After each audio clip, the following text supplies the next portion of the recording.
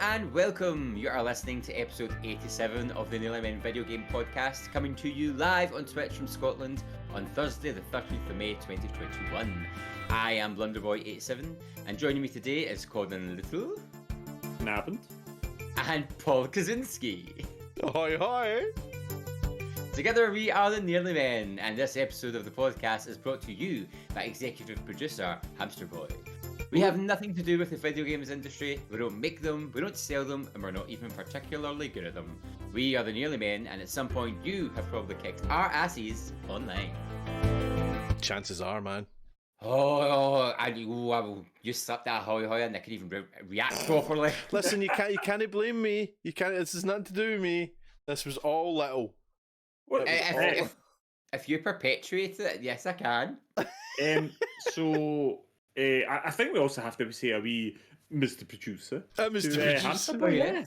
Monsieur Indeed. Producer. Mr. Executive Producer. Indeed. Yeah. Hamster Boy, of course, doing tier 2 on the Nearly Men channel, gets you executive producer. Special shout out for you. Very yes, we're paying attention now because it turns out Hamster Boy's been an executive producer for a little while. I never really gave us a nudge. Never really went to us. Listen, lads. Watching from the shadows. A silent partner in the podcast. Like literally. That's how we prefer them. How are you this evening, gentlemen? All right. Good. I'm better than him. Better than him, I bet you. You're better than me. Better than Colin. How come? Don't know. That's happened, and you're privy to some secret information. I just said I'm good, and he said he's all right. How does that in any way conflate that you're better than I am? That statement has got a 50% chance of being right. I'm going with playing with the odds. He said it very confidently. Yeah, I'm better than him. He's at it. Him playing the odds. I've played poker with this man. He doesn't know what he's doing. He's no chance. No chance. All in. No chance. All in. 2 jacks. Austin Powers. I'll stay. You have 14, sir. I suggest you hit. I also like to live dangerously. Very good. That was quite a good impersonation. That was all right, man. That was all right. Yeah, so executive producer, that was exciting. And I must say, this week is very low news again, as we were saying. The video games industry is sleeping just now, but we've had quite a lot of people get in contact with us. That's a relief. That is a relief. Do you know what I wonder, right? So we do this every 2 weeks, and then every now and again we move it forward a week. So whether it's something like Christmas, or whether it's we can't make it, or something that just doesn't work, and it jumps forward a week. I wonder if we're now off that kilter. So if all the news will happen this week, and then by a fortnight's time, it's no very relevant. That's the only thing about being a fortnight podcast, is when something happens tomorrow, in 2 weeks' time, it doesn't really matter. Although I don't think anything happened between the last one and nothing happened last week. Apart from Resident Evil 8 coming out. Oh, that's top of the list, is it, Gary? That's top of the list, is it? I ignored my husband for 3 days. I was pretty much divorced by Sunday evening. All for Resident Evil. All for yeah, maybe you're right. We should. You know what, Paul? That can be your new hobby. You can track the trends of video game news in correlation with podcast scheduling, because you love stuff like that. I could do spreadsheet time. A spreadsheet and a graph and a pie chart. Yes. And other things. I could do a mock podcast next week. I'll do a mock, no publicly, just for myself. A mock cast, and see if I've got news to tell. Yeah, that sounds a perfect idea. Just don't bother telling Blunder or I about it. We're okay. That's fine. No, this can be a solo project. This can be the podcast show. To be fair, I could use something else to do. Yeah, I mean, you don't do much. You've not much going on, so just be the ultimate nerd with the ultimate spreadsheet of gaming news in correlation to the other. I think that sounds pretty good. Oh no, he's dad dabbed. Oh. Yeah. That was a request. Well, that was a request. I did like I do see in the chat Tommy B saying that Paolo's giving it big "hello fellow kids" vibes here, as in the Steve Buscemi scene. Is that SNL? I think that was SNL that came from. Steve Buscemi dressed like a teenager talking to kids. Oh yeah, I know what when you're talking about now. It's like, Yeah. hello, fellow teenagers. Yeah. Yeah. But we do Yep. we do love it when you get in touch, and here's how you can do that. Reaching the Nearly Men is easier than ever. Search for the Nearly Men Video Games podcast on iTunes, Spotify, YouTube, or your preferred podcast player. We stream on Twitch. Follow Colin at Colin_NM. Follow Paul at Paul Kaczynski, all one word. Follow Gary at Blunderboy87. And let's get social on Facebook as The Nearly Men, Twitter and Instagram where we are at Nearly Men, or go old school and email us on info@thenearlymen.com. Need all that again? Links are on our website, thenearlymen.com. So what are you waiting for? So please do get in touch. Let us know what you've been playing, what you're looking forward to. If is there any news that we've missed that you think, oh, they really should have spoke about that? And we'll probably forget the next episode as well. Yep. But keep us in the loop with what you folks out there are up to. But yeah, so there's no news. And Here's you a had question, that right? same- Since there's no news, I'm going to ask you a question live on stream, right? The two of you. No, Yeah. no anybody else. No anybody listening. No anybody watching. Just the two of you, because it's the Okay. kind of thing that I've just thought of now, right? And Alright. it'll be about 3 months before I remember to actually ask the two of you. Okay. Do you think? See the visual thing here going on, right? We've got the three of us, beautiful, equal, beautiful men, right? Mm-hmm. Mm-hmm. Do you think the host should be bigger? Nah. Nah. Okay, Nah. there we go. I mean, there you go. That filled almost Yeah. a minute. Do you know what I That mean? was your news in the gaming industry. That was some damn good audio content for our podcast listeners. For That. those who can't see, Yeah. you're not missing out on much, basically. I'm Yeah, trying to get we- people onto Twitch. I'm trying to bring them onto We've Twitch. just shot them down. We've just shot them down. Oh, well, do you know what's exciting? So at work, we've got someone who's with us for like 5 weeks at a time, and discovered they're a gamer. And I mentioned the podcast, and then they came into work like a couple of days later. I was like, "Oh, listen to your podcast," and I was like, Uh-oh. "Yes, And they still spoke to you. Yes. yeah." They're still uh-huh. happy to be around you. I wanted an autograph and everything. I hope Excellent. they didn't start at episode 1 because tell them it's going to be a while till you turn Oh my up. gosh. for whatever reason, I recently heard episode 1, and it's amazing the difference. Shudder to think. It's just Oh, really? the pace of it is just.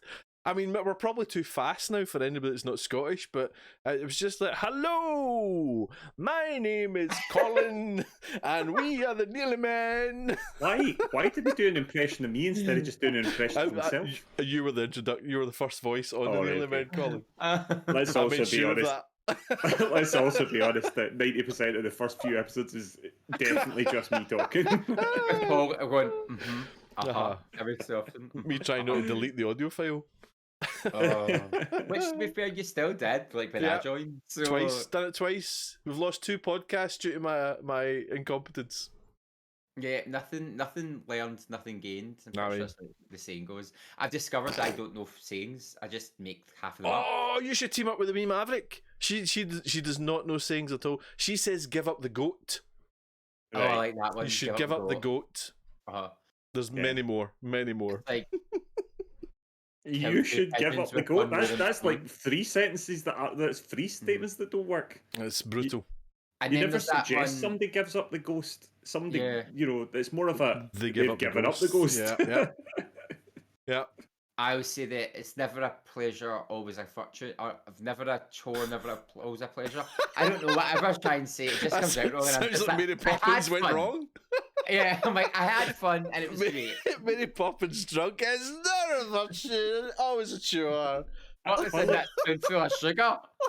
It does make me think of Mark Kermode, the BBC film critic. He I remember him talking one time about how he always thought that it was the crow flies was the crow lies. Oh no! And he grew up all this time wondering what a crow was and how it lied as the crow flies. You're like, how, and he was like in his 40s or something before he realised that he's like, I don't, how do you get to that age and not know that? But I suppose after a while, just nobody things like bothers that. calling you on it. Brutal. Very funny. There you go. Very funny. So that was quite a nice replacement for your gaming news. That There you all go. of us are incompetent at something in our lives. Well, I didn't. I don't know if I got Collins. I didn't. He talks too much. Okay, I guess Oh, we'll he's- just do that then. I mean, I was giving him the floor to choose himself, but looks like we're giving you it, Colin. No, decided. He talks Get too my much, bit ugly, bit stupid. Anything else? We'll throw it out to the chat. Podcast listeners, send us an email. Tell us what my flaw is. On you go. Fans, Carte fans, blanche. Colin's fans tell us what his flaw is. Oh, those with the Colin NM t-shirts with his face doing his on Instagram live. Whatever. That's fine. Just bring it on. Just bring it on. Oh, I love it. Love it. No one called you stupid, Colin. Not here anyway. But what we're going to talk about, He said patronisingly to the stupid person. you're a very smart boy. Very Oh, smart. Moving on. What we're going to do instead of about news is we're going to talk about a game that's been in the news, and it's very big news. And boys, you have more experience with this than me because I've retired from the game because I was so good at it. I didn't think it was fair to the rest of the gaming community to be so good at it. I'm not talking about this game. Yes, you are. I'm going to let you two do it. No, you're talking about it. No. We're going to talk about Returnal on the PS5. Oh, yeah. For those who don't know Returnal, actually, I'm not going to do this bit because I forget everything. So, Colin, you know what's good for you. Tell us about He doesn't Returnal. even know what it's about. No, I do. I just And forget. he's still better at it than Paolo. I get things like Outrageous. I forget things like who made it and stuff. I'm not good with that. You know, I'm terrible with that. I don't even know the kids' names I teach. So, Well, I suppose first off, we should throw this out with a rider that Sony did send us codes for this. They did. Yes. But our opinions are always our own. Even if we get codes, we're always very honest about the games we play. Yes, So- as we found out when I reviewed that Warhammer game and we sent the review the review to them afterwards and never got another code again. Do you remember the motorbike one, the TT racing one? Oh my days! But I mean, they still send us codes. That's how desperate they are. that's nice. I think they knew. It was guff. Maybe it was a test. Maybe it's if you review this honestly, we'll send you future codes. But if Exactly. you kind of ham it up, we'll be like, no, they're not trustworthy. What's the After point in talk- lying? Do you know what I mean? What is Exactly. the point? Well, that's it. After talking about guff games, it's lovely to talk about a wonderful game. And I have to say, I genuinely think Returnal is absolutely brilliant. It comes from Housemarque, the developers of Resogun and Alien Nation and Who obviously hate me. Bastion. Did they make Bastion as well?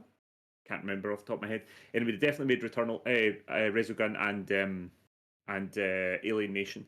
It is a sort of cross between a roguelike and a bullet hell. And with a sort of sprinkling of Dark Souls in it as well. Oh, sprinkling. And I it see is, some Metroidvania aspects too. yeah, Metroidvania. Yep. And I have to say, it is just an amazing sort of amalgamation of these games. It's super fast, super frenetic, and I think it's fair enough to say it is hard as nails as well. Not for me. Oh yeah, Not for me. yeah. Genuinely not for Blunder Boy. Outrageous. So can I just give a backstory here to where we Yes, are in yes, the you do game, right? that, Just I'll just very briefly, because I know a lot of people watch us stream it and things, and I've certainly shouted about Blunder Boy on my stream. I don't know about you, Colin. Oh yeah, absolutely. So I was lucky enough that the game fell in our inbox on the Friday, just right in time for me to stream it on the Friday. It was a wee bit too late for Colin, unfortunately, who then streamed it on the Sunday, was it? You streamed it? A couple of days later. Yes, the Sunday. Yeah. So I got first dibs, and I was playing it. So I streamed it on Friday, and then I streamed a wee extra stream on Friday night as well. And I continued to play it on Saturday as well. And at that point, I found myself at about 12 hours in the game. Still, I hadn't even met the level 1 boss. Colin comes along, starts streaming it as well. Maybe gets to, I don't know, about 7 hours before you met the boss. Something like that. 7 hours. So, I mean, I was about 12 hours. When I met the first boss, I must have been about 14, 15 hours. Colin met him about 7. Blunder Boy Blunder boy who was like, "Oh, what game's this? Is that PS5? I'll get a go. I'll get a go for the podcast." Plays it for 90 minutes and gets past the first boss. 90 minutes. Didn't die once. Because I got to the point where I was going, maybe I'm not dying enough. Maybe I'm not dying enough to advance. Didn't die once, Blunder boy. 90 minutes. Nah, I didn't. And I was like playing it. I was like, this game's fun. This game's got a bit of challenge to it. So I think it's my playstyle though. So I'm very slow and steady wins the race. So I was going in and easing through areas, and I was only fighting like 2 or 3 things at a time, and then I'd move further in and the others would spawn. I think it's maybe just the fact that I'm a bit more cautious in my playstyle, but like. It was fun, and then I was like, "Oh, this is hard." And then I met the big dude, and I was like, "Oh, he's tough." And then I killed him, and I was like, "Oh, I'm in biome 2. Wait, what?" So now I haven't looked into this, but I do think you got a bit fortunate because I do Has think to be. after a couple of runs, it starts to introduce some other enemies. As you unlock some artifacts and things like that, some extra bigger enemies appear in the rooms, and you Colin start to get mentioned the big thing. I was like, "I don't admit that." you start to get like Alright. challenge rooms and things like that, and the problem is that unless you're paying proper attention, you can end up in a room that puts you in a lockdown, and you literally have to fight or die basically. I remember my first and- lockdown room where I got a new gun and this big thing appeared. I just screamed for like the whole 4 minutes of the fight. But that said, I mean, I don't think that the boss would have been like particularly much easier just because you come across it so early in the game. Yeah. So Surely Well, not. it's still an incredible achievement. My gun proficiency was rank 5 by the time I Yeah. got to the boss. I'm not blowing my horn. I'm very good at the dodging. The absolutely. dodging's very like Bayonetta or It's so crucial as well. It's so crucial in the game. or one of those sort of rhythm games. So the dodging I find really quite useful. And in games I tend to dodge rather than parry. So see like Bloodborne and stuff where you're learning to parry, I'm like, oh no. I just like Right. dodging. Because Bayonetta, I love Bayonetta games. It's all based in dodging at the last minute and getting that in to get your boost to attack and stuff. So I find dodging much easier than parrying. So I don't know if maybe that was part of it as well, because I was just like, woohoo, cartwheels. Oh, I mean, there's no denying that as much as we're saying that we think you might have got a wee bit fortunate with your run, that the game's that difficult that regardless of how easy a route to the boss you have, if you're Yeah. not good at the game, you're going to die. Uh-huh. So Aye. I don't think any of us, although we're like to take the mickey and moan about how you got the easy run. You still managed to beat the boss first time. I think it took me. How many attempts did I actually take to beat the boss? I think 5, but one of them I was a bit like running out of time at the end of the stream. I had like half health and not the right move set, so it was like I already knew I was going to lose the fight anyway. But I was like, oh, well, I might as well just fight it anyway. But yeah, I think it was five attempts I got, and I ended up beating them eventually. So I'm now in Biome 2. I've played Biome 2 quite a few times. I've had a few runs in Biome 2. It is spectacular. I don't want to spoil it much. What I would say is that if Biome 1 is Alien, then Biome 2 is very much like Dune. It's got that sort of feel to it. It's got that sort of feel to it. I've still not even seen Bio 2. I deliberately didn't watch your stream, so I didn't see it. Yeah, it's gorgeous. Yeah, it's real. When you get there, you go, oh.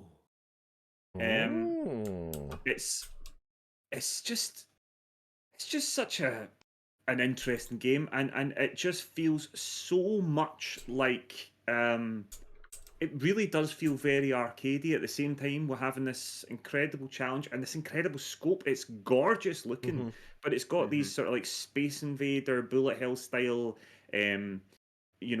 particles and bullets and things that are coming flying at you that feel very, very arcadey, but at the same time like super cutting edge sci-fi. And then it's got this incredible kind of gameplay loop that sits at the heart of the best Metroidvania roguelike kind of games, where it's just one more run. I can do this better. Yeah. And and you just like even when you die, much like a Souls game, you feel like you've learned something. Now you don't always learn something. Sometimes you just learn, oh, I won't do that again. But you feel like you are getting better from time to time, and yeah, but it's still got that sort of, because the maps are randomly generated each time, that they're built up of the same sort of assets, and certain rooms have the same layout, but they'll be in completely different configurations. It's like the planet or wherever you are is reconfiguring itself.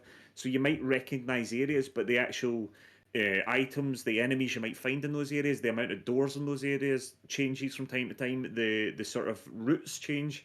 And you might, you sometimes get these horrific runs where literally it's just the equivalent of the game just stepping on you. but it's just wonderful. And this was a question I wanted to ask you guys. Do you think this is the PlayStation 5's first absolute must-buy game? Notwithstanding the fact that not one of us bought it. We all got given it.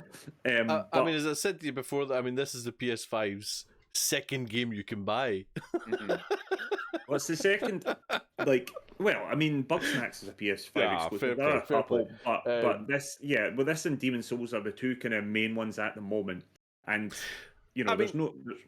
certainly this, I'd say at the moment this is my game of the year. Do you know what I mean? I would say, it's early days, so it's no great big shake, but out of next gen, this is the most impressive game I played. Yeah, I would say that, and I'm only in the first level. I'm hardly through it at all. I would say I remember I hadn't really looked into it, and I found out it was like the roguelike thing. I was kind of put off a little bit, so getting the code and then getting to see it has totally changed my opinion playing it. Like I really enjoyed it, so I think it does show off a lot of the cool aspects of the PS5, and like the graphics, the control pad is great with it. Yeah. I love it when it's raining. The load times. Bloop, bloop, bloop. The loading is amazing. Yeah. The story's really interesting. That I didn't think the story would grab me in, but the story's actually got its hooks into me. I just need to go back and play it. It's funnily enough that we're playing it as not only for enjoyment, but we're also playing it to come on here and talk about it as well. But something I found that was really interesting in streaming it, and I think this says a lot for the game, is there was a number of people that came into my stream and said, I hate this game is horrible, but I keep playing it. And it is because it is brutal. It is absolutely brutal. And when you think of it, if you describe this game to somebody who didn't really play video games, they'd be like, why are you playing that game? Because, the thought of, when you die, you go way back to the start and you have to start again, blah, blah, blah. And there were so many people just going, I hate this game, it's destroying me, but I can't stop playing it. And I think for something to be that brutal and that hard on you, but makes you, as you say, Colin, I'll just one more run, I'll do better this time. It's got to say a lot for a game, I think. It's interesting though, because so we like to joke about the fact that Paolo's a bit older than us. Not that much older, but a wee bit older. It's been 84 years. But it's interesting to see. I wonder how people in their, early 20s find this game. But I think this really appeals to people who grew up playing arcade games, who are used to the fact that the arcade games were designed to absolutely pump you for money. They were designed to be super hard but at the same time going, one more run. I've got so many quarters or 20p's or 50p's left, wherever you are in the world. I've just got to go again. I want to get that high score. I want to do this better. I want to show my mates standing over my shoulder that I'm better at this than he is. And at the core, just like Resogun, just like a lot of Housemarque games, they basically make kind of triple. Well, this one certainly is AAA. I don't know if they haven't really been AAA before, but I think this is the closest to a AAA game they've got. It's got the big AAA price point, which is an interesting thing we'll maybe talk about. But at the heart, this is still an arcade game. It's just super hard, and I just love it. I had high hopes for it. We saw that reveal at what was it, State of Play or something, and that was the night that Blunder really was kind of put off of it. Yeah, You were like, what is this? I went, don't fancy it at all. And it sort of intrigued me a little bit, but I wasn't sure. But all I knew was that Housemarque, I was blown away by Resogun. I loved Resogun. So I was a bit like, and Resogun didn't really appeal to me. And when I first picked it up, I was like, oh, I don't know. I just played it because there was nothing else on the PS4 at the time, and it hooked me. So I had hope that Housemarque might do it again, and sure enough, they have. It's really good. What I mean, so we know that Blunder's been completely turned around by it, but what about yourself, Paolo? Yeah, I mean, as I said, I think just before it came out, when it first got announced, I was intrigued by it for sure. And as time went on, I kind of started to go, this isn't really maybe for me. But the closer it got to release, I started thinking, no, this might be up my street a wee bit. And when I started playing it, I was loving it. And again, it just comes back to that. Just one more. I want to just do one more. Looking at the time, going, oh god, it's 1:30 in the morning. I could do one more. How long is that going to take me? You know what I mean? God knows. Exactly. 5 seconds or 45 minutes. And I love the idea of it. It's infuriating enough to be a real challenge for me, but enjoyable enough to just keep coming back. I mean, it's great fun. It's a great fun game, and I love how it's got a kind of Housemarque feel to it. It's got that Resogun feel. When you kill baddies, and it's almost like the pixels exploding almost. Yeah. And the wee nods to other games as well that I've noticed have been quite fun to see. I'm looking forward. I now want to beat the boss. I'm now at that stage where I want to advance, and if I don't do that soon, I'm going to start to get annoyed. It's crucial to have a good loadout. I'm very close. I would say if not the next time, the time after that, I'll do it because I've kind of got the system of it now. But it's great. I love it. So I mentioned about the price of it, right? Now this is an issue with PlayStation games at the moment, right?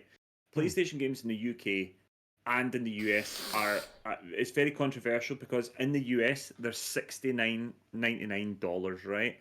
And for some bizarre reason, PlayStation have also done the same in the UK and I think in Europe as well with the €69 99, £69 99. So there's about not quite a tenner's, but there's a fair difference in the price. It's near enough a tenner's difference, I think, that that the UK are paying, that we're paying more for the game. And there's no denying that games are more and more expensive to make these days, but that's a lot of money to spend on a game. Yeah.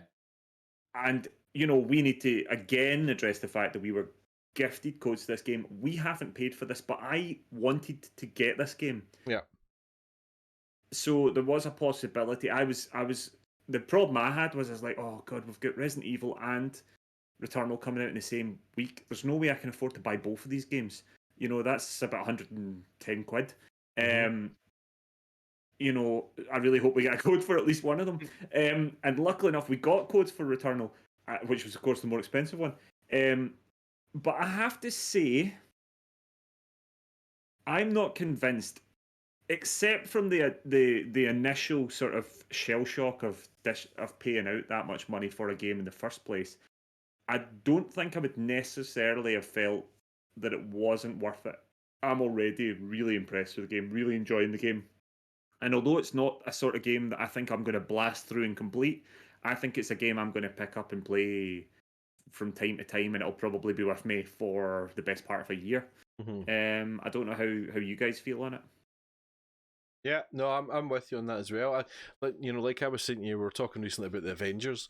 I've now started relating it to cinema trips. How much time am I going to get out of this for that money, and relate it to a cinema?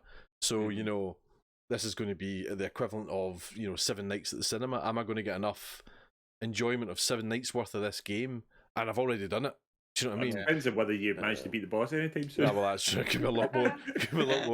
And somebody came on my channel. I think I was talking about it in that way, and they said they relate to nights out. So they'll spend 50 quid on a night out, So would they spend 50 quid in a game to have and that's an enjoyable night with a game? Obviously you're going to get more than one night with a game, but it's all relative. But a £70 a really tough price, man. That's a lot of money.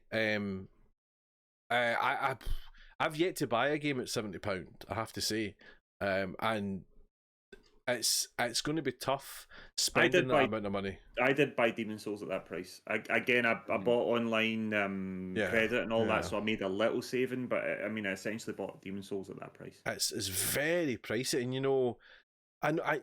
we know that video games are marketed at a wide range of ages now, but historically it's a kid's thing. It's essentially a teenager's thing now, and it's hard to think that parents can fork out 70 quid every now and again to buy their kid a game. It's different for people who are in jobs and all that and buying for themselves, and that's their treat. I'm not going to go on a night out, so I don't mind paying 70 quid for a game. But it's a lot of money. I remember when they went over £50 and I thought surely they can't go up much more, but £70 a big chunk of change. Like in the 90s, SNES games were 70 quid. The equivalent, aye. And no, they were genuinely were. There's pictures of them, and there was SNES games at $100 and all that in the States and all that in the 90s, and N64 games were $64.99 because I remember them being that price. So, and that was back in the days where you got like one game a year or something like that. If you were lucky, that's the thing. You'd maybe get one at Christmas. That's the thing. You do get one game every now and again, but it's but it's different. We run a podcast. Do you know what I mean? Yeah. So it's different. But every couple of weeks we're looking to get a new game, and that's that. Yeah. If that's going to be 70 quid every 2-3 weeks, that's a lot of money. Do you know what I mean? Yeah. Mm-hmm. That said, though, as I said, and this is to people out there, I would advise you have a little look at streams of Resogun, speak to people that are playing it, do a bit of research to see if this is your kind of game, because it's not going to be for everyone. But I've had a lot of people coming into my streams watching it and going, I wasn't sure about this game, but I really want to play this now. This looks like my sort of thing. And I guarantee you, if you've got your hooks in like that and you've seen enough of it to realistically have your eyes open at what you're getting, I think it's probably worth it. I think you will if you're hooked enough on the sort of mechanic of it and you are fully aware that it's a challenge and you're not going to throw your toys out the pram once you can't get to the boss after 15 hours, then I think you're going to have a whale of a time with it. I think it's great. Even so, say Colin, you just bought it and I watched your stream. I don't think watching the stream I would have bought it at 70. I would have waited for a sale. But it's the way I waited for like Sekiro and all that to go on sale, because there's that chance you're gonna play it and hate it, and like you're saying, that 70 quid is a steep. And do you know what annoys me the most? I'm a purely digital gamer now, apart from a Switch, because that internal memory is awful. Digitally, they're still 70 quid, and I'm like, the whole argument for digital was it was going to go cheaper. Yeah. And I'm still to see the dividends in that, or the returns. I'm like, it's obviously still a deal with brick and mortar shops. Yeah. They're obviously sort of done a deal with them, because I think they know full well that the second that digital becomes, 10%, but say 15-20% cheaper, then nobody's, well, I say nobody, there are still people that will want games for their collection and stuff, but the majority of folk are just going to go digital. I have to say, I've been more or less digital since the sort of last year and a half of the PS4 generation. So that's what, maybe two and a half years now. I've not really looked back. I don't need the clutter, and generally I'm more or less, I don't really replay games that often. I generally, once I'm done with a game, unless it's a particular type of game, I'm kind of done with it, and then it's just sort of taking up room in my shelf. So digital works great for me, and the digital PS5 was just a no-brainer for me. 150 quid when I wanted to buy a £70 game of Demon's Souls. I was like, well, I know when I'm making my saving. The digital makes sense. I think the digital is the way forward. It's how everything's going to be, you know what I mean? Yeah. But like you say, Blunder Boy, it's got to come down. They've got to bring the price down. It's got to balance out. Aye. Any final words in Resogun, chaps? Resogun. I've still not completed it. I've still not completed Resogun. No completed anything. Save the last human. Even game, bro. Save the last human. There's a very nice Resogun Easter egg in Returnal. Oh, cool. Lovely. I think I've seen it. I've seen one anyway. Yep. Oh. Yeah, that's the one that I've seen. There might be more. Any last words? Last words. Last words. My last words are the last words. Oh, I see. My last words are for Paul. Get good, scrub. I need to get good. I will. Probably. Next time I'm on. Jokes. So no news. Can we have some cozy scrums, please? Cozy's crumbs. Right, well, do you know what? I'll fly through the Cozy's crumbs, right? Cozy's crumbs. Because we spoke a long time about Returnal, hadn't we? That's what happens when a good game comes out. That's that. Right, I'm going to fly through his new game. I'm going to speak to you too. Battlefield 6 reveal is going to be in June. They threw out a great tweet that said, "What rhymes with soon? June. Boom." Liked it. I liked it. It's focused on next gen, but it will be releasing on previous gen. It's current gen now, isn't it? It's going to be released on PS5. Yeah, PS5's current gen, and I guess PS4 is now technically last gen. Last gen. So it will be coming out and everything basically, but it has been geared towards next gen. So it'll be interesting to see what they do with the lower end of the scale if they're focusing on the front one. Colin, this is a bad one for you, buddy. Skull and Bones is delayed again. The earliest you're going to see it is 2022. It was meant to be out in 2018, would you believe? Skull and Bones, of course, is the pirate game from Ubisoft, isn't it? Yes, I believe so. Yep. I'm not that fussed. I've got another Pirate Bay in my life. Look at that. Do you think we'll see Sea of Thieves 2 before 2022?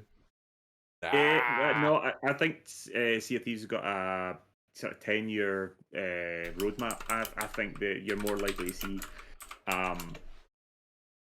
just Sea of Thieves evolving over that time. But I honestly, I don't know. Listen, Skull and Bones interested me, but I think it's deed in the water. Literally, I think its time's gone. Brutal. Your last Cozy Crumb tonight, ladies and gentlemen. This is a big one. I mean, this should have been top of the news, to be honest. The Nintendo Switch is getting a calculator app. Yes, the console that doesn't have Netflix is getting a calculator app. Not only that, you have to pay for it. £8.09. Wow, it's everything I've ever wanted in my Switch and more. Do you know what I mean? Wow, it's everything that is often bad about Nintendo distilled into one sentence. That's it. I can't say any better than that. Do you want to know what's coming out in Game Pass? Always. Do we? Right, so I like how I say every week now, they seem to be doing this retroactively. So on the 4th, Dragon Quest Builders came out on console and PC. On the 6th, FIFA 21 came out, people, on EA Play. So if you get EA Play either on PS4 or 5 and Xbox, then you're getting FIFA 21 now. Outlast 2 is also out on console, PC and cloud. Steep is on console and cloud. I think that's a kind of skiing thing, isn't it? I don't know.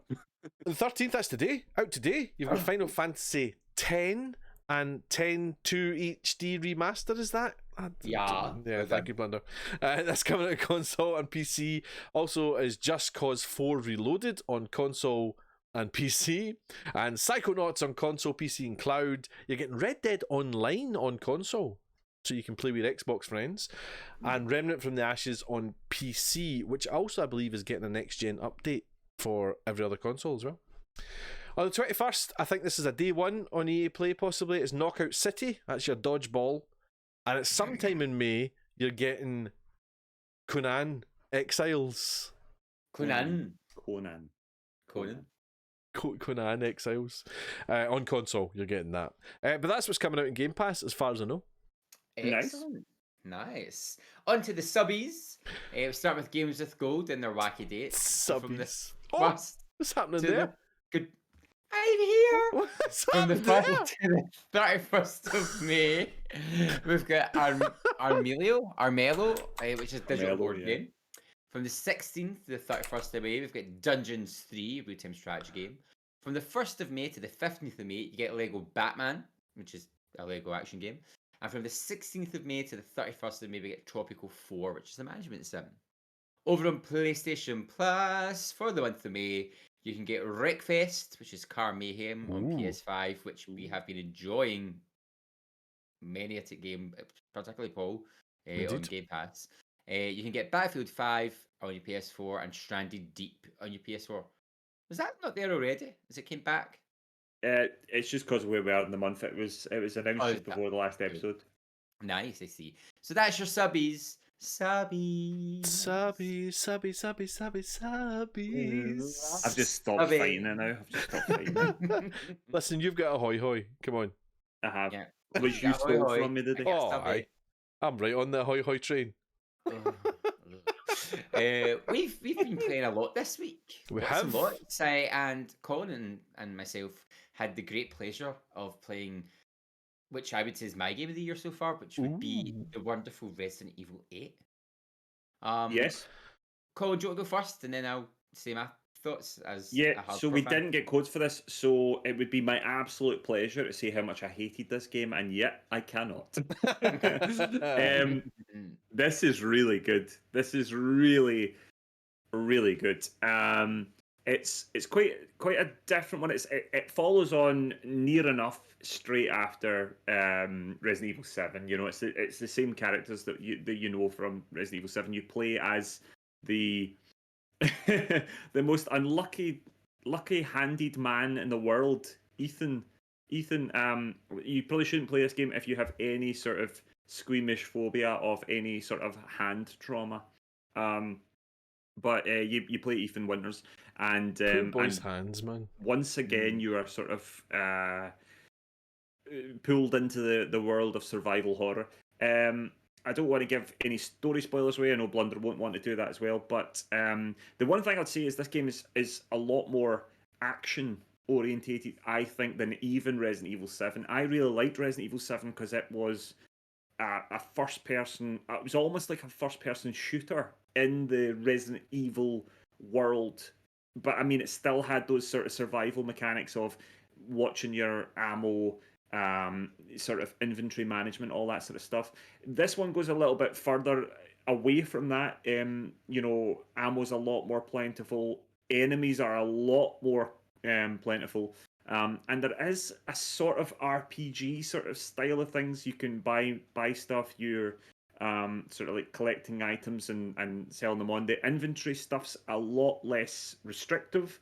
As far as I'm aware, things like treasure and key items don't take up inventory space anymore, which is good because you're going to need that inventory space.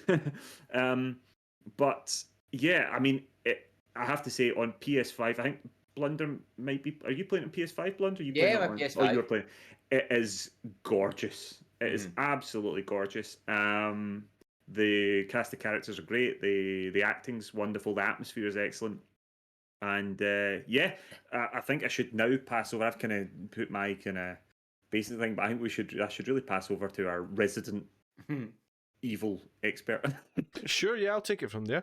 And I thought that I was like, there you go, Paul, forgetting that you hadn't played it. So, I mean, it was always going to be a hit or miss. I think with hardcore Resident Evil fans, it was either going to be the best thing since sliced bread, or it was going to be an absolute dumpster fire. And I'm very happy to report, in my eyes, it takes the best bits of every Resident Evil from before and merges them into one seamlessly. Like it's got the atmosphere of and the gameplay of 7, but they've refined it. So in 7 you could block, and this one you can block and then shove the enemies away, and you're just like, oh, that's perfect, because usually And you you? block I and didn't know yeah, that. you double tap to hello. block. So you block, and then when they hit you, you hit it again, and it'll, depending on what it is, you'll kick them away, and then you can I'm too busy shooting them on the face, shoot mate. them. They don't get close enough to me. I'm a pro gamer. I watched you play. So There's that. It takes everything the gameplay wise from 7 and just makes it work better. It plays more the gameplay is very like 4 with the hordes of enemies. And you've got an inventory system like 4, and like Colin was saying, your key items and your treasures don't take up slots, which is good because you will need that space for your weapons and ammo and stuff like that. One of my favorite things is the enemy AI. 7 just recycled the AI and the enemy movements from the I'm pretty sure it was the programming from 7, the way they moved and dodged. Everything's different this, and the first time it happens you get a fright because everything's so fast. Yeah. You're like, ah! And it is genuinely, I screamed so many times throughout it. Like it builds tension so well. And what Capcom have shown is they create enemies that you hate but love so much. Like the writing of the enemies is just phenomenal, and people have been saying that. Like, I love the bad guys. I don't want to get to them and get through their area because they're just so well Yeah. done. And I was like, that takes skill to make you fall in love with bad guys so quickly. Yeah. But no, I'm on my 4th run, and I was getting near the end of my first run, and I streamed it into the Discord, and I said, I can't wait to start this again. And So it's rare that a game does that. Like, I was just like, I what cannot wait to go straight back in. what I've noticed so far, I'm only like halfway through the game. I think about 7 hours in or so. So actually, I'm probably just past the halfway mark there. Because I think the game's roughly people are getting in roughly about 10 to 12 hours there or thereabouts, depending on how much exploring they're doing. Which I know probably sounds a little bit short to people if you're not aware, but it doesn't really feel it. It feels absolutely jam packed, and also it's much like 7. Seven's one of the few games I've played through a couple of times, and I can see myself playing through this again. So although it's because it's not like one of those ones where you're like, oh god, I'd love to play it again, but I can't face 18 or 19 hours. It's not that. It's Oh, you get um, fast every time you do it. It's great but for that. Like, they really learned from 7 that actually all the Resident Evil games kind of do that. Like, once you've gone through it the first time, you can get through them pretty quick, so you can enjoy it again. yeah, and the thing about it as well is what I'm liking so far is the map's sort of broken down in areas. Again, this is sort of loose spoilers. I'm not going to go into details, but it's sort of broken down into sort of areas, and it's much more open world than any other Resident Evil game that I've played before. Um, but what I really like is the way that it breaks down and certain enemies you have to deal with. The game sort of shifts genres to an extent. One particular area feels quite like a classic Resident Evil game, despite having the first person perspective and the sort of still being quite actiony, but it feels like a classic Resident Evil game. A bit I just did recently feels much more like a modern horror, much more like a sort of uh, how would I put it? Like maybe even like Phasmophobia or Outlast or something like that. It's really good. I'm very very impressed with it. I was quite hyped for it, and I'm so glad that the man who was very hyped about it and was very worried about it, it's well and truly lived up to the Yeah. hype for you. Do you know what I love as well? They use the haptic feedback really well. Oh, The good, the good. gun Yeah. triggers.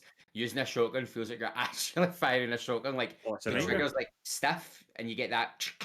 And so they use the control pad really well. But it's amazing. You can tell it's been a game made of love. Like, it's so good.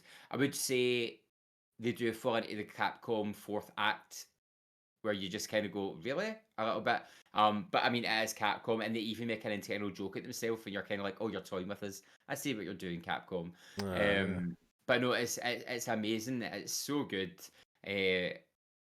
I definitely say if you've never played Resident Evil, you only need to play 7, and that's in the PlayStation Plus collection for PS5 and stuff. Yeah. So, There and I is think there it is a might be free recap on. video as well that Yeah, you and there's a could. little Oh, bit yeah, yeah. previously on Resident Evil, and it does Yeah. and it does it from Ethan's point of view, which is nice because he narrates it, so it's not just like this is what happened. It ties in nicely. So, I know it's phenomenal. I'm going to stream it next Wednesday on my channel. Actually, I'm going to do a speed run with story cutscenes just because I've got a few things left to unlock before then. But no, it's wonderful. everything we could have hoped for. And now I'm like, when's 9 coming out? Yeah. It did have a little controversy though, because a guy who made an indie film says they ripped off his creature design. I won't talk about which creature because it would spoil the game. But he's like, they totally ripped off. I just want a credit and the end titles, and you're like, bog off. It's like, Oh. it's not that original a design. But yeah, go play it. It's great. Yep. Happy days. I'm glad you enjoyed it. Yeah, last week on a multiplayer night, we played Dead by Daylight. Oh, yes, we did. We did. We did. How did you feel about it, boys? Sorry, Paolo, on you go. No. I was just I was saying. gonna say, I love playing Survivor. I am finding being a killer very hard. I need to go into public. I just need to put on my big boy pants, go into some public lobbies, and start fighting survivors at the same rank that I am, because we play against, we've been playing against people that play a lot, and they're running rings around me and Paolo in particular as killers. We do a lot better as a survivor, but yeah, as a killer, we're not doing great at the moment. I need to practice. Likewise. It's fun playing on PC, I have to say. It's been 8 years since I played mouse and keyboard, and I'm enjoying that.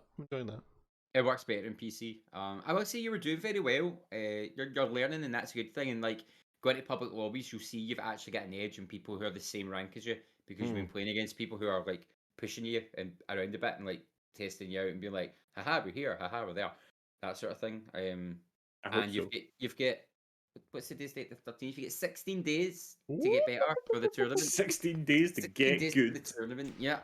And we had people from the community playing, which is always lovely and fun. Indeed. But it was a good time. Colin, you been up to much else? Just very quickly, the other night I just took a bit of a notion, decided to try and do a bit of a server takeover in Sea of Thieves. We managed, with the help of Tommy B and UZ83 in particular, managed to get 2 galleons in the one server. Wow. We were then joined by Paolo, by Audie, by Andrew from Arcade, by Colin Mack, and who else? I'm feeling terrible now. I'm going to have forgotten somebody. My crew was Tommy, Colin, and Yuzi. And Yuzi. Uh-huh. And I had Audie. Grim. And we had to have an absolute whale of a time. We had a rather unfortunate instance with a rather nasty crew who said some deeply unacceptable things, and we promptly reported them. But they kept coming back trying to grief us, and we sunk them. Sunk them, and they rage quit out the game. And then the two of us did the 2 vaults that we had to do. We did them absolute teamwork, both crews in the vault, clearing out things. I've never seen vaults emptied as quickly in my life. And we made a lot of money and sold up, and then we played the Audie's drinking game at the end of it, and I won. You did win, yeah.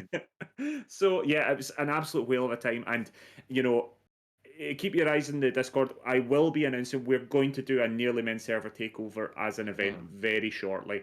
Once we get the Dead by Daylight tournament out of the way, I'll get a date in the diary, and we're going to do it. We're going to do it, and it's going to be a lot of fun. Fun times. Paul Kaczynski, what else has been tickling your fancy? Well, do you know, we did a wee follower celebration on Saturday. We played Man of Medan as a wee reward, getting 750. Scare Sounds were on. That was Saturday, aye. So we'll be back on this Saturday again. So we'll finish it this Saturday. We'll probably finish it fairly quickly. So we'll do something fun, some kind of community thing, like Fall Guys or something like that. Something silly that people can join in and play with for a wee bit as well. But that was great. I'm glad I've played it. It's scary. It's got scary. Of course, I was playing Sea of Thieves, as Colin says. Flight Sim's still kind of having its problems on a Sunday, but we're kind of battling through it, getting there. And the only other thing I really played was, apart from Returnal, was Wreckfest, which has been a huge hit on a Monday night. You're addicted to Wreckfest. It's been great fun. That for 2 Monday nights in a row, we've done wee community nights with a good bunch of people from the community playing Wreckfest, and we've done a wee tournament on the night, just by adding up points basically as we go. It's been great fun, to the point which I'm considering actually doing like a wee season. Like 4 weeks we'll do it. structured and have a bit of fun with it with the same people each Is week. that you with your spreadsheets again? Alright, get my spreadsheet out, son. But it's just so silly. It's so much fun, and it's You need Mad Dog. Oh, Mad Dog is always needed. Mad Dog belongs in Wreckfest, man. Let's see what I can do. But yeah, so that was just about it. It's all good. It's all good fun. But everything I'm playing is really good fun at the moment. Nothing seems to work. Well, that's good. The only other game I've really played is First Class Trouble, which is like Among Us, but better. Looks So good. basically, This looks good. there's 6 people on a space cruise ship, and it's very 1940s, 50s kind of themed. It's very Bioshock-esque. That's the way I think of it. And there's six passengers, and 2 are personoids who want to kill everyone. And what the humans are trying to do, the passengers are trying to get to the big computer called Kane to shut it down. And the personoids can sabotage oxygen to make you suffocate, or they can get these needle guns to shoot you and you die, or they can kill you and then try and blame other people. And as a resident, you've got to find like information dossiers that tell you there's one personoid within these 4 people, and then you argue about who it is. It's very fun. There's voice chat, there's proxy chat, so you can talk to people. It actually doesn't really work if you don't have a mic, because people just kill you. Like that's how I get someone. Okay. I was a personoid and got someone killed because I was like, they're not talking, so they're clearly a personoid. And like I messed up a skill check. I was like, oh my god, they just messed up a skill check, and I was blaming them for things, and then everyone killed them. And I was like, so but it's lots of fun. You can lob champagne bottles at each other and you pass out. It's so funny. I play that. I just play that game for a whole night. But it's lots of fun. I can see it being a really fun community stream, and it's in early access, so I think it's pretty cheap as well just now on Steam. Yep. They just updated it with new content as well, a new map, because so the first map and the end map are always the same, but the middle map's random. So there's a casino, a gardens, a shopping mall, and they just released a swimming. No, the swimming pool was there already. But it's lots of fun. You can get lots of different equipment. You get costumes usually level up. And it's just the personoids can communicate just with them. They've got a secret radio to talk to each other and stuff. So it's I'd highly recommend it for a good laugh. Like I just laugh the whole time I'm playing it. I just find it so funny. This could be a Nearly Men game at some point. Yeah, couldn't it? absolutely. I swim with Diet Punk and Magic or Die. And you can push each other over, which is the funniest thing ever. You just run up and push people, and they just then flop over. The physics don't work properly yet, so it's dead funny. Have you got Gang Beasts? Super. It's kind of like Gang Beasts meets Among Us meets Cluedo or something. Crystal Maze. It's good. It's bananas, but it's so much fun. So hopefully get a game of that with everyone at some point. But yeah, that's the only other thing I've really played. So I've made it 2 weeks for all. Well, 2 weeks for everybody. Viewers have been in touch. Hamster Boy through the Discord says, been working my way Mr. through Producer. Mr. Producer. Been working my way through Ghost of Tsushima and enjoying playing Bus Simulator 21 on a Monday night. Viva La Hazy through the Discord. That's a reference to Rick. That's a Wreckfest, yeah. Oh, I was like, A okay. Wreckfest reference. He likes a school bus. Did he have the big bus back there? Alright. Nice. Viva La Hazy. Fired my way through RE8, a very enjoyable game. Probably my game of the year so far. Yep. I've only played about 3 games that have come out this year, though. True. And he's hated every one, I think. It's very hard to please as well, Hazy. Dancing Toast on Discord, been diving back into Crash Bandicoot and rage quitting. Alright. FIFA 21 Wreckfest finally, and started Marvel Avengers. Oh, Dancing Toast, so you've had a good array of games going on. I actually just had to delete Marvel Avengers off my PS5 to get room for other games that came out this week. It's 112 gig. So big. I was like, get ye gone. I need space for other things. Scruffy and Discord. Outside of streams, I've tried a couple of older but recently improved games on the Xbox Series X. Assassin's Creed Unity is beautiful and super smooth now. I'm also checking out modded Skyrim. And Wreckfest, of course, so I can get sweet cars and upgrades to totally destroy Towie B298 next time. Challenge thrown. Oh, and Sea of Thieves trying some Order of Souls stuff. Nice one. Speaking of Towie B, he's been in the Discord saying he's been playing Avengers, Sea of Thieves, and Wreckfest with you, Rapscallions, and a bit of Forza 4. Need to get some practice so I can smash Scruffy on Monday. Oh, there's an absolute Aye. flame war going on here. The rivalry. Oh no, I've just got this one. Odentior, been playing a bit of Nino Kuni 2, a really fun anime RPG. It's lots of fun. If you can get your hands on that, I'd recommend it. Nat Pacino, I've watched Resident Evil 8 be played multiple times now by a few folk and agree with the consensus that it is a bloody good. I've just started playing Monkey Island and it's a lot of fun. I finally feel like Tom Hanks in Big. Use sword with troll. Sherry Bobbins with 9's been in touch saying Stardew for life. Loving Stardew Valley. Oh, she's down a dark hole. Loving Stardew Valley. Thanks, Blunder87 for recommending and Colin _NM for the Prezi. Oh, yeah. I believe at this very moment she's up the stairs playing Stardew Valley. I love it. Do you know what I mean? What a way to get time to yourself. Buy her a present. That's it. Very clever, Colin. Very clever. Oh, you saw that move, did you?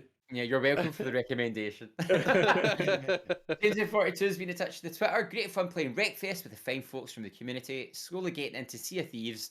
Other than that, playing the usual Forza 4, though I'm playing the Lego version Grinning Face. Oh, that's an emoji, Grinning Face. And Warzone. I was like, Lego version Grinning Face?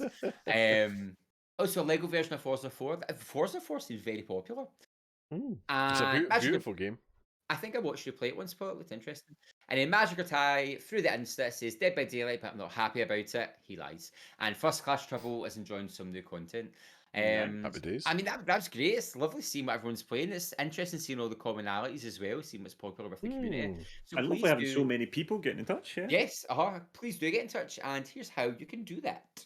We'd love to hear from you. Find us on Facebook as The Nearly Men, Twitter and Instagram, where we are at Nearly Men, or email info@thenearlymen.com. So many games, Blunder. Every week, Colin. Every week. At least I didn't say anything bad this time. I was more in horror at the amount of games Blunder's put on list. So we do have some new releases. 13th for the 5th. Quite good. I'm a professional producer. 13th for the 5th. That's today. You can get Monster Harvest on the PC and Switch. On the 14th, you can get Famicom Detective Club, The Girl Who Stands Behind, on the Switch, Subnautica on the Switch, and Subnautica Below Zero, PS4, PS5, Xbox consoles, and Switch. You can also get Famicom Detective Club, The Missing Heir, and the Mass Effect Legendary Edition on PC, PS4, and Xbox One. I have both Subnautica Below Zero and Mass Effect preloaded. On the 18th, you could get Leisure Suit Larry, Wet Dreams Dry Twice on the PS4, Xbox One, and Switch. Thanks for making that, Paul Kaczynski. The hell was that? I'm not saying it again. On the 19th, you can get Aerial Knights Never Yield on the PC, PS4, Xbox One, Switch, and Days Gone on the PC. Oh, interesting. Which is not getting a sequel. On the 20th, you can get Just Die Already on the PC, PS4, Xbox One, and Switch. On the 21st, we've got Utopia on the Switch, Knockout City on the PC, PS4, Xbox One, and Switch, and Rust on the PS4 and Xbox One. And then on the 25th, we have King of Seas on PC, PS4, Xbox One, Switch, and Airport for Aliens, currently run by dogs, on the PC and Xbox Series X, Maneater on the Switch, and Biomutant on the PC, PS4, Xbox One. On the 27th, you can get Warhammer Age of Sigmar Stormground on the PC, PS4, Xbox One, Switch, and the Oddworld Collection on the Switch. Ooh. And finally, on the 28th of the month, you can get Song of Horror, the Complete Edition on PS4 and Xbox One, Roots of Pacha on PC, and The World's End Club on the Switch. My goodness, that was a lot of games. Well done. I know. I think the two that I've bought are the only two that I think sound interesting. Mass Effect's the only one kind of pricking my ears, I think. Yeah, I think I might play Mass Effect 2 tomorrow on stream and just go straight with the second one because I love the first Mass Effect, but damn, it's slow. Oh, don't tell me that. Remember, I was going to play them all. No, it's good, but seeing a stream, it and can the be a wee speed that bit. Paolo plays a game, man. Jeez, I know. Because I played Mass Effect 1 on stream and I was a wee bit like, this is fine. Whereas Mass Effect 2, it controls better. It doesn't feel as clunky. But I do love Mass Effect 1. You know, Paolo, is famous for playing at Paulo pace. Regardless of 60 frames a second, Paulo plays games like that at like 2 frames a second. What's in this corner? What's over here? Can I push that button? Can I talk to that person? Can I open this door? Just go down the corridor! What's outside the window? Can I So put Colin- my hat on the stand? Oh gosh, now you started to Sorry. segue by dialogue. Sorry, shut up. Tommy B said in chat in regards to Returnal, aye boys, but if you were better, you wouldn't have died in your first run. So either way, Blunder is just better. How did that get through? How did that get through the censorship? That should have been gone. Outrageous. That should have I been mean, gone. what can I say? Gaming god. Evil Monkey, Colin in his bathtub, covered in scampi fries, drinking his barbecue sauce, dreaming of spending £69 on a video game. Yeah, I love that though. To show how bourgeois my life is. I mean, I paid for my own bathtub, but the scampi fries and the barbecue sauce were both sent to me by Evil Monkey, and the £69 I didn't have to spend because Sony sent me the game. So yeah, I'm just sitting there, I'm practically drinking my barbecue sauce out of like a prosecco glass or something. I feel sick at the thought of that, and I like barbecue sauce. Oh my days. Tommy B just says every week in 2-part harmony, beautiful. That was Every you week, lamenting every my week. stupidity. Every week. And then, is this subtle, Gary? I This wish is you could subtle. reply because how did you like my lady? I loved her. Have you seen that? So the modding community have been hard at work, and there's I'll a bet they mod have. where you get there's a really disgusting mod, and I was like, oh no, let's just say it mods or textures. But there's a mod where you've got a fly swatter, you go up and smack her bum, and it goes, and she goes, "You disgusting human." Have you also seen the D-Make? There's people making a PS1 D-Make. So cool. People were just on stuff like Hot Crumpets. Far too much time. On Right. stuff like Hot Crumpets. You cared to hear first, people. Everyone's on it like Hot Crumpets. Everyone's does- on it like Hot Crumpets. Blunderboy not get statements or terms of phrase correct, but now he's making them up. Yeah. That's this week's episode. Uh-huh. Episode 87. On it On like it like Hot Crumpets. You write that down. Upcoming streams. Let's move on swiftly. Paul is continuing Man of Medan on Saturday at 7 I am. p.m. Yeah, excellent. We obviously have on Saturday the 29th at 6 p.m. the big Dead by Daylight tournament right here on this channel. And if anyone Whoa. saw my stream on Wednesday, you'll have seen a sneak preview of what the stream is going to look like. Oh. Sweet. Being designed. Colin, you any big streams coming up? I'm going to do a bit of Sea of Thieves tomorrow. That's Friday Arr. morning, and I will be continuing and possibly completing Resident Evil 8 When? on Sunday evening. Dun, Oh, I'll dun, be there. dun. I wait with Bart and folk who. And I also who come have in and made. I spent a lot of time today making my first ever clip compilation. It turns out that I have had a lot of very silly, very stupid, and very funny things happen to me on stream in the last year or so. And as a result, there's a 15-minute compilation of my idiocy. So at some point, either tomorrow's stream or Sunday stream, I will be unveiling said video. Nice. Oh, cannot wait. yeah. 15 minutes of call being stupid. What's new? Just tell me there's a snake basket in it. Yes, that makes it. a- Yes. It's worth it. Just remember, tonight was brought to you by executive producer Hamster Boy. Talk to me, pitch it to me, pitch it to me. Oh, he's off on one. That's The some producer. real bad miming, by the way. That's that a was produ- not a good miming. For those who That can't was see not- me, I I Don't started make like the that. Oh no, it's not. That's, awfulest that looks worse. suggestive Jesus. hand gesture. I thought the finger in the middle, oh Jesus, Oh, it made it worse, would help because right. No, it didn't, none of it helped. Nah. None of it helped. You were on that like Hot Crumpets. Thank you everyone for listening, for hanging out, for getting in touch and listening to us talk about the world of video games each and every week. We love you for it. Any final words, Paul Kaczynski? It's always a virtue, never a chore. Any final words, Gordon in a little? Ahoy, hoy. Yeah, baby. everyone, we will see you for the next episode, which is episode 88 on the 27th of May, 8 p.m. on Twitch, and then you can find it in your ears audibly on all the good programs that do that. But for now, it's goodbye from all of us. Take care and charge your joypad. See ya!